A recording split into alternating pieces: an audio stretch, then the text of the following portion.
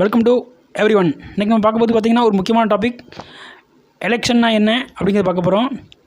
So அதுக்கு நம்ம சேனலை சப்ஸ்கிரைப் பண்ணுங்கள். நம்ம நீங்கள் கொடுக்குற ஒரு சின்ன சின்ன சப்ஸ்கிரிப்ஷன் இது போன்ற பெரிய வீடியோக்கள் மேக் பண்ணுறதுக்கு நமக்கு ரொம்ப ஹெல்ப்ஃபுல்லாக இருக்கும். வாங்க வீடியோக்குள்ளே போகலாம். எலெக்ஷன் சொன்னோன்னா நம்மளுக்கு என்ன ஞாபகம் வருதுங்க அப்படின்னா, தேர்தல் பார்த்திங்கன்னா இது வந்து பெரும் திருவிழாவாக நடந்துகிட்டு இருக்குது. இப்போ 2024 ஏப்ரல் மாதம் பார்த்திங்கன்னா இப்போ அந்த தேர்தல் வந்து 19 நடக்க போகுது. ஸோ அதை முன்னிட்டு வந்து பார்த்திங்கன்னா நிறைய ஊர்களில் பார்த்துருக்குறோம். நிறைய வந்து ஓட்டு சேகரிச்சிட்டு இருக்கிறாங்க. ஸோ பார்த்திங்கன்னா இந்த எலெக்ஷன்னா என்ன, எலெக்ஷன் வந்து எப்படி நடக்கும், எலெக்ஷனுக்கு வந்து எவ்வளோ செலவாகும் அப்படிங்கிறது ஒட்டுமொத்த டீட்டெயில்ஸை நம்ம வந்து பார்க்க போகிறோம். இந்த வீடியோ வந்து ஸ்கிப் பண்ணாதீங்க, அப்போ தான் நம்ம பேசுகிறது வந்து உங்களுக்கு புரியும். இல்லைனா பாதியில் ஸ்கிப் பண்ணிங்கன்னா உங்களுக்கு புரியாது. பார்த்திங்கன்னா எலெக்ஷனுங்கிறது வந்து ஒரு பெரிய திருவிழான்னு சொல்லலாம்.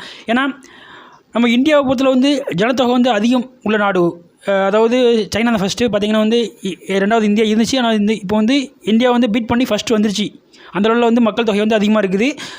பார்த்திங்கன்னா வந்து 126 கோடி பேர் இருக்கிறோம். இதில் பார்த்திங்கன்னா வந்து நம்ம வந்து எலெக்ஷன் நடக்கிறதுக்கு வந்து ஒரு பெரிய ஒரு பொருட்செலவு தான் ஏற்படும்னு சொல்லலாம். ஏன்னா வந்து கல்யாணத்தை நடத்திப்பார், வீட்டை கட்டிப்பார் அப்படிம்பாங்க. ஸோ அதை விட இது வந்து அதிகமான ஒரு பெரிய ஒரு டார்கெட்டுன்னு சொல்லலாம். ஏன்னா எலெக்ஷன் நடத்துறது வந்து அவ்வளோ பெரிய விஷயம் கிடையாது. ஏன்னா நம்ம பாப்புலேஷன் அதிகமாக இருக்கனால ரொம்ப வந்து பிரித்து நடத்துவாங்க எலெக்ஷன். ஸோ அதான் சொல்லலாம். பார்த்திங்கன்னா வந்து மொத்தம் பார்த்திங்கன்னா 543 சீட்ஸ் இருக்குது நம்ம பார்லிமெண்ட், இந்த லோக்சபா இதில். அதில் பார்த்திங்கன்னா மெஜாரிட்டியாக வந்து அதாவது இது வந்து 126 கோடி பேர் இருக்கிறாங்க. அதில் பார்த்திங்கன்னா வந்து 90 கோடி பேர் வந்து இப்போ எலிஜிபிலிட்டியில் இருக்காங்க ஓட்டு போடுறதுக்கு. இது வந்து 2019 கணக்கு.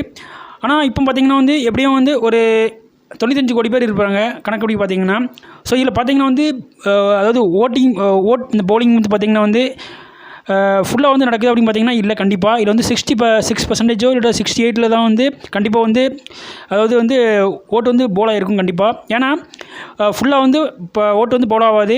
ஏன்னா அதிகபட்சம் பார்த்திங்கன்னா வந்து 69%. இது இந்தியா தான் வந்து உலகத்துலேயே வந்து டாப்பில் இருக்குது. செகண்டு பார்த்திங்கன்னா வந்து அமெரிக்காவில் வந்து எவ்வளோ போலாகுதுன்னா ஓட்டு 66% பேர் வந்து ஓட்டு போடுறாங்க. அதே போல் வந்து ஜெர்மனியில் வந்து 63%. இதான் வந்து ஹையஸ்ட்டாக இருந்துகிட்டு இருக்குது. ஆனால் அதில் வந்து 543 சீட்ஸ் வந்து பார்த்திங்கன்னா இருக்குதுன்னா அதில் வந்து மெஜாரிட்டியாக பார்த்திங்கன்னா யூபியில் தான் இருக்குது. யூபியில் பார்த்திங்கன்னா வந்து 80 சீட்ஸ் இருக்குது. அதுக்கப்புறம் பார்த்திங்கன்னா மகாராஷ்டிராவில் வந்து 48 சீட்ஸ் இருக்குது. வெஸ்ட் பெங்காலில் 42 இருக்குது. அதே போல் வந்து பீகாரில் வந்து 40 சீட்ஸ் இருக்குது. தமிழ்நாட்டில் பார்த்திங்கன்னா 39 சீட்ஸ் ப்ளஸ்ஸு ஒரு சீட்டு வந்து புதுச்சேரியில் இருக்குது. சேர்த்து பார்த்திங்கன்னா 40. ஸோ இந்த மாதிரி வந்து நம்ம வந்து அந்த மொத்தமாக சேர்த்து இது வந்து டாப் 5 வரக்கூடிய ஆர்டர் உங்களுக்கு. மொத்தம் 29 மாநிலம், 7 வந்து டெரிட்டோரியஸ் சொல்லுவாங்க. ஐ மீன்ஸ் வந்து என்ன சொல்கிறதுனா வந்து யூனியன் பிரதேசம். அதெல்லாம் சேர்த்து பார்த்திங்கன்னா வந்து உங்களுக்கு வருது. ஆனால் இது வந்து மெஜாரிட்டி வந்து பார்த்திங்கன்னா வந்து அதாவது இது வந்து 252 260க்கு மேலே எடுக்கிறாங்களோ அவங்க தான் மெஜாரிட்டியாக வருவாங்க. ஸோ இது பார்த்திங்கன்னா சிலவங்க என்ன பண்ணுவாங்கன்னா 250 சீட்ஸ் மேலே வந்துச்சுன்னா என்ன பண்ணுவாங்கன்னா வந்து மெஜாரிட்டி காமிச்சிட்டு ஸோ வந்து கூட்டணி வச்சு ஆட்சி பிடிப்பாங்க. இல்லைனா வந்து ஹையஸ்ட்டாக வந்து சீட்ஸ் சீட்ஸ் வாங்கியிருக்காங்கன்னா இல்லை ஓட்டிங் பட்டிருக்காங்கன்னா அவங்க வந்து என்ன பண்ணுவாங்கன்னா வந்து மெஜாரிட்டியாகவே வந்து தனித்தன்மையில் வந்து ஆட்சி அமைப்பாங்க. இது இன்னும் வந்து பார்த்துட்டு தான் இருக்கும். இதுக்கு முன்னாடி பார்த்திங்கன்னா வந்து 1980 அந்த காலகட்டத்தில் பார்த்திங்கன்னா வந்து காங்கிரஸ் வந்து அதிகமாக வந்து பீட் பண்ணியிருக்கிறாங்க. ஸோ 300 சம்திங் ஐ திங்க் அதாவது 353 சீட்ஸ் பீட் பண்ணியிருக்காங்க. அதுக்கப்புறம் பார்த்திங்கன்னா அந்த 80 அந்த காலகட்டத்தில் இந்திரா காந்தி அவங்க இறந்ததுக்கு அப்புறமாட்டு எலெக்ஷன் நடந்துச்சு. அதில் பார்த்திங்கன்னா வந்து 403 இதான் வந்து ஹையஸ்ட் ரெக்கார்டாக இருக்குது. ஸோ இந்த மாதிரி இது நடந்துகிட்டு இருக்குது. பார்த்திங்கன்னா வந்து இவிஎம் அதாவது எலக்ட்ரானிக்ஸ் ஓட்டிங் மிஷின்ஸ், அது மூலமாக தான் வந்து நம்ம வந்து ஓட்டை வந்து நம்ம வந்து போல் பண்ணுறோம். இதுக்கு முன்னாடி பார்த்திங்கன்னா குடவலை முறை அரசியல் காலத்தில் இருந்துச்சு. அதெல்லாம் வந்து அப்போ போல் வந்து ஓட்டு போட்டு வந்து அது என்ன பண்ணுவாங்கன்னா வந்து ஒரு பானையில் ஷீட்ஸ்லாம் எழுதி வச்சுருப்பாங்க. அதில் நம்ம வந்து எது தேவையோ அதை எடுத்து போட்டு அந்த பானையில் போடுவாங்க. அதை வந்து குழுக்கள் முறையில் எடுத்து அதை வந்து ஓட்டெலாம் கவுண்டிங் பண்ணுவாங்க. கவுண்டிங் பண்ணி வந்து மண்ணாட்சி முறையில் வந்து அந்த மாதிரி வந்து நிறைய வந்து எலெக்ஷன்லாம் நடந்துச்சு பார்த்தோம். ஆனால் வந்து இப்போ வந்து எலக்ட்ரானிக் சிஸ்டம்லாம் மாறி போச்சுது. ஸோ இது வந்து அது இவிஎம் மிஷின்ஸ் அடிப்படை தான் வந்து இது பண்ணுறாங்க.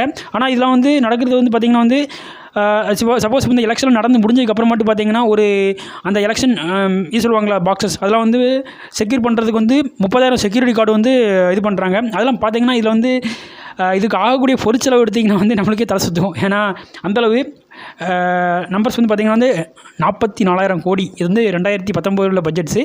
ஆனால் இப்போ எப்படின்னு சொல்ல போனால் வந்து ஏன்னா அதிகமாகும். ஏன்னா 2024 எலெக்ஷன்ஸ் பார்த்திங்கன்னா ஐ திங்க் எனக்கு தெரிஞ்ச ஒரு 60,000 கோடி கிட்ட வரும். ஏன்னா வந்து பூத் பார்த்திங்கன்னா வந்து எவ்வளோ இருக்குதுன்னு பார்த்திங்கன்னா நீங்களே தலை சுற்றி போயிருவீங்க. அதாவது ஓட்டிங் பூத் மட்டும் பார்த்திங்கன்னா வந்து கிட்டத்தட்ட 10 லட்சம் ஓட்டிங் பூத் இருக்குது.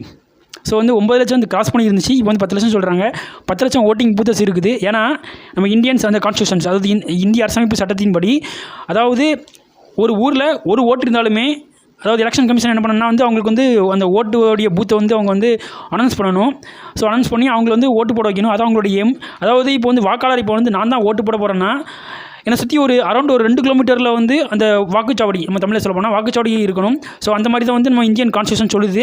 ஸோ அந்த மாதிரி வந்து அவங்க அந்த 2 கிலோமீட்டரில் வந்து செட் பண்ணுறதுக்கு என்ன பண்ணுறாங்கன்னா வந்து இப்போ வந்து மலைப்பாங்கான பகுதி இருக்குது. ஸோ வந்து நம்ம வந்து கடல் பாங்கான பகுதி இருக்குல்ல, இப்போ தண்ணியிலேருந்து போய் நம்ம ஒரு இடத்துலேருந்து ஒரு இடத்துல ஓட்டு போடணும் அப்படின்னா வந்து, ஸோ இதெல்லாம் எப்படின்னா வந்து இந்தியன் ஏரியா போகும்போது அப்படின்னா என்ன பண்ணுறாங்கன்னா வந்து அவங்க சின்ன போட்லேயோ ஸ்ட்ரீம்லேயோ போய் அதை ஓட்டு செட் பண்ணுறாங்க. இல்லை மலைப்பாங்கான பகுதியில் போகும்போதுனா வந்து யானை மூலமாகவோ அந்த மாதிரி வந்து இது பண்ணுறாங்க.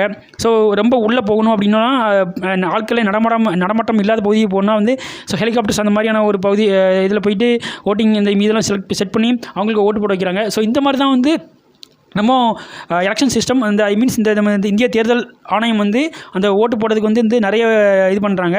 ஸோ அதெல்லாம் பார்த்திங்கன்னா வந்து கிட்டத்தட்ட வந்து 1 கோடி பேர் வந்து இதில் வந்து இந்த எலெக்ஷன் கமிஷன்ஸ் அந்த ஓட்டிங் அந்த என்ன சொல்கிறது தேர்தல் நடக்குதுல்ல அதில் வந்து ஒர்க் பண்ணுறாங்க.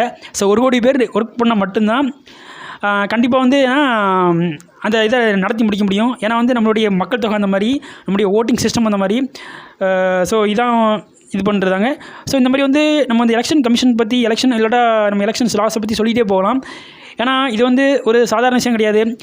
இப்போ வந்து எலெக்ஷன்ஸ் நடந்து முடிஞ்சதுக்கு அப்புறமாட்டு ஒரு 35-40 நாள் கழிச்சு தான் வந்து அதோட ரிசல்ட்ஸ் வரும். ரிசல்ட்ஸ் வந்ததுக்கு அனௌன்ஸ் பண்ணதுக்கு அப்புறமாட்டு என்ன பண்ணுவாங்கன்னா வந்து கிட்டத்தட்ட ஒரு 45 டேஸ் வந்து என்ன பண்ணுவாங்கன்னா அந்த செக்யூரிட்டி கார்ட்ஸ்லாம் இருக்காங்களா, ஸோ அவங்க வந்து ஒரு 30,000 பேர் சொன்ன பார்த்தீங்களா, அந்த 30,000 பேர் வந்து இருப்பாங்க. அதில் அந்தந்த பார்ட்டிஸ் வந்து இருக்கிறவங்க, அந்தந்த கட்சிகள் இருக்கிறவங்க என்ன பண்ணுவாங்கன்னா வந்து அந்த இவிஎம் மெஷின்ஸ் இருக்குல்ல அதுக்கு வந்து பாதுகாப்பு கொடுப்பாங்க. ஏன்னா சப்போஸ் வந்து 2 கட்சி 3 கட்சி இருக்குன்னா வந்து மெஜாரிட்டியில் வந்து யார் ஜெயிச்சாங்கன்னா பிரச்சனை கிடையாது, மெஜாரிட்டியில் அதிகமாக ஜெயிச்சாங்கன்னா பிரச்சனை கிடையாது. சப்போஸ் ஒரு 2 கட்சியும் வந்து சமமாக வரும்போது என்ன பண்ணுவாங்க, திரும்ப வந்து அந்த யாரெல்லாம் ஓட்டு போட்டாங்களோ அந்த ஓட்டிங்கில் வந்து ரீகவுண்டிங் பண்ணுற மாதிரி ஒரு சிச்சுவேஷன்ஸ் வரும். அந்த மாதிரி இருக்க கவுண்டி என்ன பண்ணுவாங்கன்னா ஒரு 45 டேஸ் ஒரு 50 டேஸ் வந்து எலெக்ஷன் நடந்து முடிஞ்சு ரிசல்ட் வந்ததுக்கப்புறம் மட்டும் வந்து அந்த மிஷின்ஸ் வந்து பாதுகாப்பாங்க. ஸோ இந்த மாதிரி வந்து எலெக்ஷன்ஸ் வந்து நிறைய ப்ராசஸ் இருக்குது. ஸோ அதை வந்து உங்கள்கிட்ட வந்து ஷேர் பண்ணியாச்சு. ஸோ வந்து இப்போ வந்து 2024க்கான வந்து எலெக்ஷன்ஸ் வந்து நம்ம இன்னொரு 2-3 நாளில் வந்து நடந்துடும். ஸோ அதை பார்க்கலாம். அதுக்கு மேலே நம்ம நீங்கள் வந்து இந்த எலெக்ஷன்ஸை பற்றி என்ன நினைக்கிறீங்க, ஸோ ஓட்டு போடுறதை பற்றி என்ன நினைக்கிறீங்க அப்படிங்கிறத நீங்கள் வந்து கமெண்ட் பண்ணுங்கள். மேலும் வந்து எலெக்ஷனை பற்றி ஏதாவது டவுட் இருந்தால் வந்து கமெண்ட் பாக்ஸில் கமெண்ட் பண்ணுங்கள், நான் வந்து உங்களுக்கு வந்து ஷேர் பண்ணுறேன்.